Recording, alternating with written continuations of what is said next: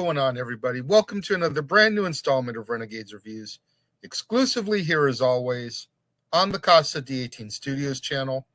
I, of course, am your host, the Renegade JJ Williams, and slowly but surely we're wrapping up our horror movies for this month, the classic horror.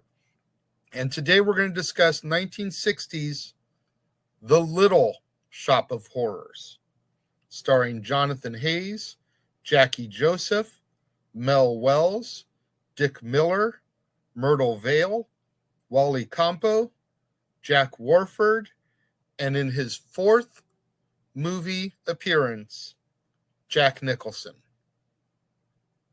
What's going on, everybody? Thank you for joining me here once again for another brand new installment of Renegades Reviews. Like I said during the introduction, we're slowly starting to wrap up our month of classic horrors. Counting today, we have 3 films left. Little Shop of Horrors, which I'll be discussing today, The Birds, which I'll be discussing tomorrow, and Halloween Evening, Sunday, Night of the Living Dead. It's got some really good stuff coming up, and I hope you've enjoyed this month as much as I've enjoyed bringing you these reviews.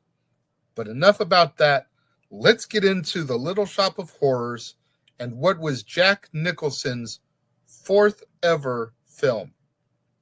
Now, as our movie opens, we meet penny pinching Gravis Mushnick, who owns a florist shop which is staffed by himself and 2 employees, the sweet Audrey Folkard and the clumsy Seymour Krelborn.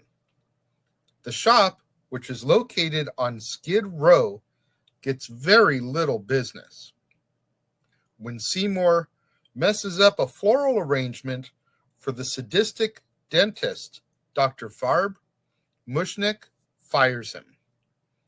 Hoping to change his mind, Seymour tells him about a special plant which he has grown from seeds that he got from a Japanese gardener over on Central Avenue. Seymour admits that he named the plant Audrey Jr., which delights the real Audrey.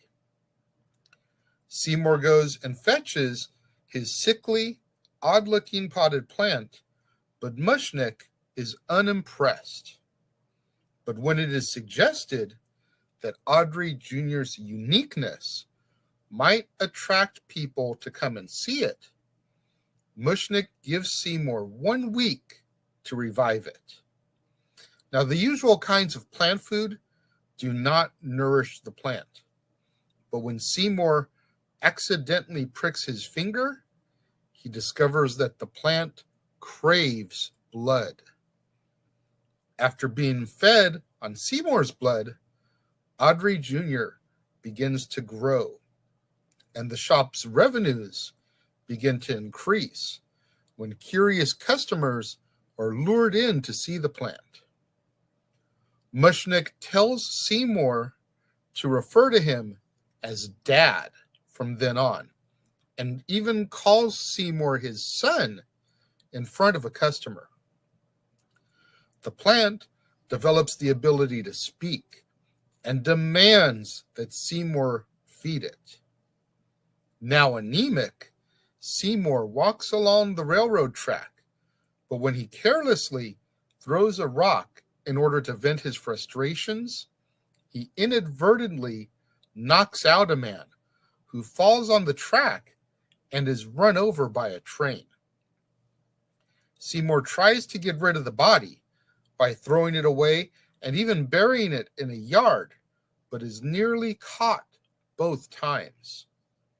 Guilt-ridden but resourceful, Seymour decides to feed the mutilated body parts to Audrey Jr. Meanwhile, Mushnick returns to the shop to get some cash and secretly observes Seymour feeding the plant. Mushnick considers telling the police, but he procrastinates when he sees the line of people waiting to spend money at his shop the next day. Seymour arrives the next morning suffering from a toothache, and despite Not going to the police, Mushnick still confronts Seymour about Audrey Jr.'s eating habits, while not explicitly revealing what he knows about the plant. Seymour begins to grow increasingly distressed as he begins to realize that his boss is onto him. After finishing his rant, Mushnick sends Seymour to the dentist. Soon after, Audrey runs up and declares that the shop needs many more flowers. When Seymour goes to visit Dr. Farb, the dentist tries to get even for his ruined flowers. Seymour, defending himself, grabs a sharp tool and stabs and kills Farb.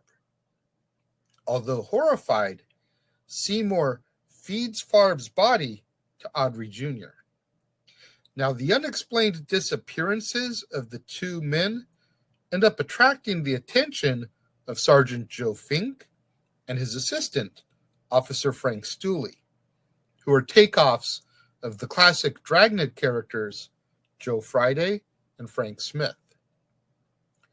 Audrey Jr. has grown now several feet tall and is budding, as is the relationship between Seymour and the real Audrey.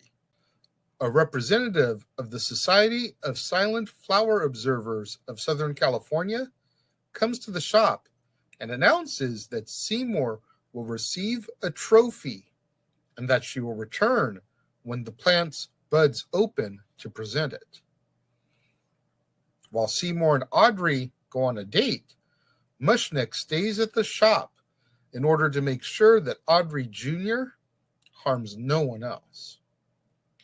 Mushnick finds himself at the mercy of a robber who pretended to be a customer earlier that day and believes that the huge crowds that he was among at the shop indicates the presence of a large amount of money. Mushnick tricks the robber, though, into thinking that the money is hidden inside of the plant, which crushes and eats him. When Seymour is forced to damage his relationship with Audrey in order to keep her from discovering the plant's nature, he confronts the plant and asserts that he will no longer do its bidding. The plant then hypnotizes Seymour and commands him to bring it more food. Seymour wanders the night streets and accidentally knocks out a streetwalker, who he then takes to feed to Audrey Jr. Lacking clues about the mysterious disappearances of the two men, Fink and Stooley attend a sunset celebration at the shop, during which Seymour is to be presented with the trophy, and Audrey Jr.'s buds are expected to open. As the attendees watch on, 4 buds open, and inside each flower is the face of one of the plant's victims. Fink and Stooley then realize that Seymour is the murderer, and he flees from the shop with the officers in pursuit. He manages to lose them and makes his way back to the now empty shop, where he blames Audrey Jr. for ruining his life. But the plant keeps asking to be fed. Seymour grabs a knife and climbs inside of Audrey Jr., saying, "I'll feed you like you've never been fed before," attempting to kill the plant. Later that evening, it is discovered that Audrey Jr. has begun to wither and die. One final bud opens to reveal the face of Seymour, who has now been eaten by the plant. He pitifully moans, "I didn't mean it," and the flower drops, apparently ending Audrey Jr.'s life as our film comes to its close.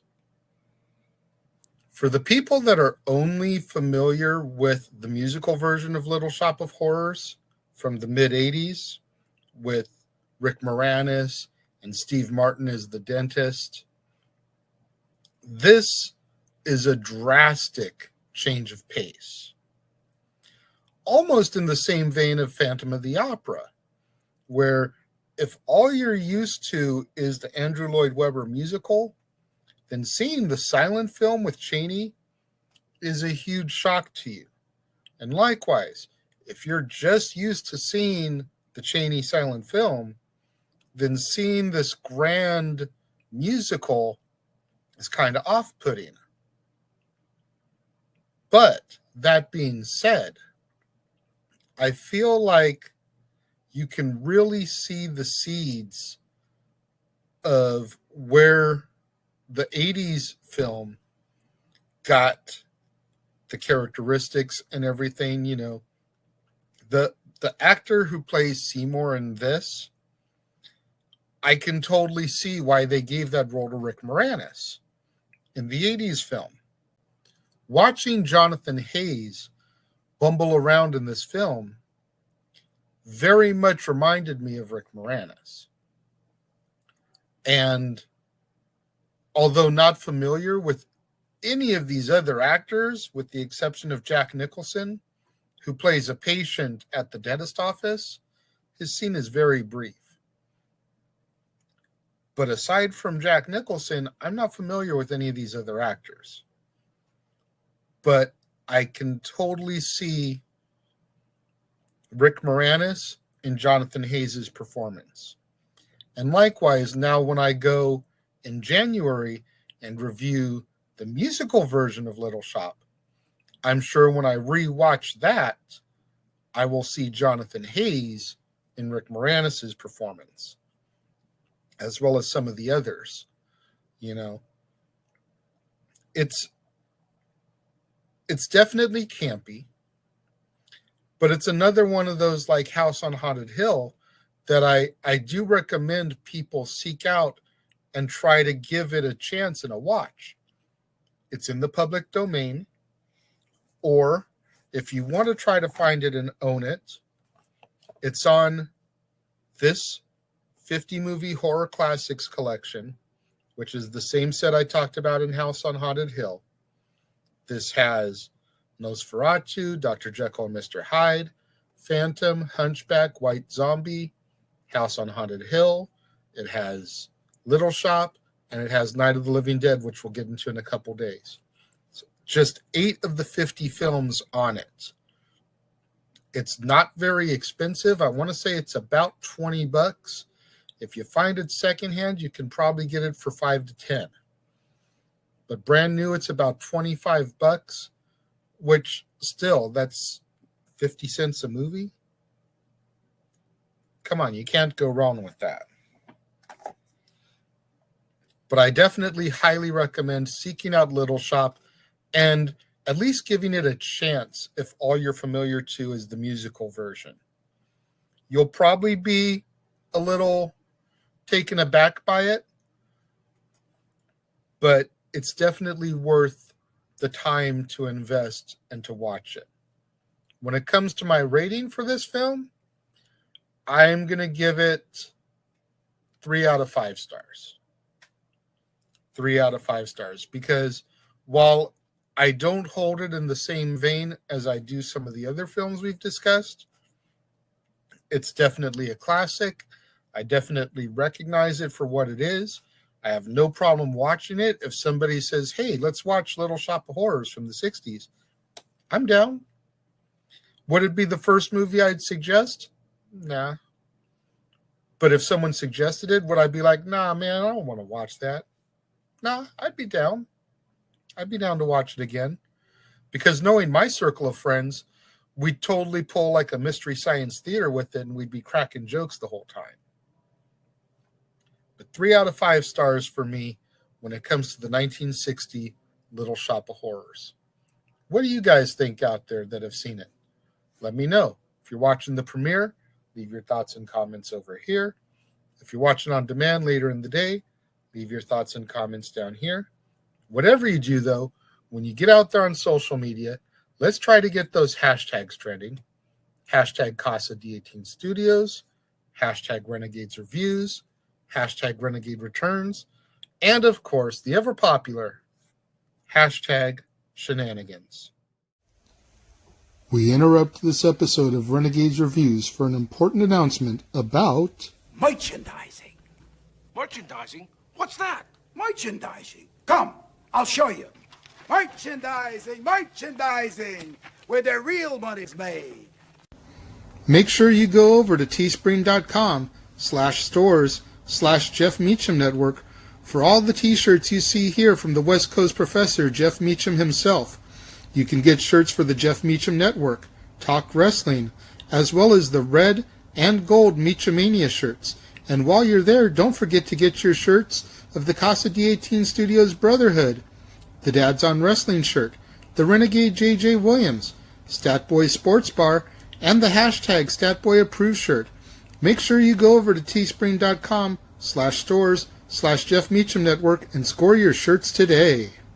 Make sure you guys tune in tomorrow, right back here on the Casa D18 Studios channel, for another brand new installment of Renegades Reviews, when we take a look at the only film this month that is presented in color, 1963's The Birds from Alfred Hitchcock, starring Tippi Hedren, Rod Taylor, Jessica Tandy, Veronica Cartwright, Suzanne Plachette, and Ethel Griffiths. You're not going to want to miss out on that one tomorrow, right back here on the Casa D18 Studios channel, right back here on an all-new Renegades Reviews, when we take a look at the second film from Alfred Hitchcock for the month, and the only film presented in color, The Birds. To all my loyal fans and viewers out there, tuning in for the premiere, leaving your thoughts and comments over here, thank you very much. I greatly appreciate each and every one of you. Likewise, all my loyal fans and viewers tuning in a little bit later in the day, watching on demand, leaving your thoughts and comments down here. Thank you very much. I appreciate each and every one of you. I appreciate all my loyal fans and viewers out there. Tune in on a regular basis. Show me that love. Show me that support. Going back into the archives, digging up all those old episodes of Renegade Wrestling, Dads on Wrestling, After the Bell, Stat Boy Rants, etc. Trying to revisit those and help me boost up my viewership hours so I can eventually get monetized and make some money off this endeavor. Thank you very much to all those who tuned in today and joined me, and I will see you guys next time.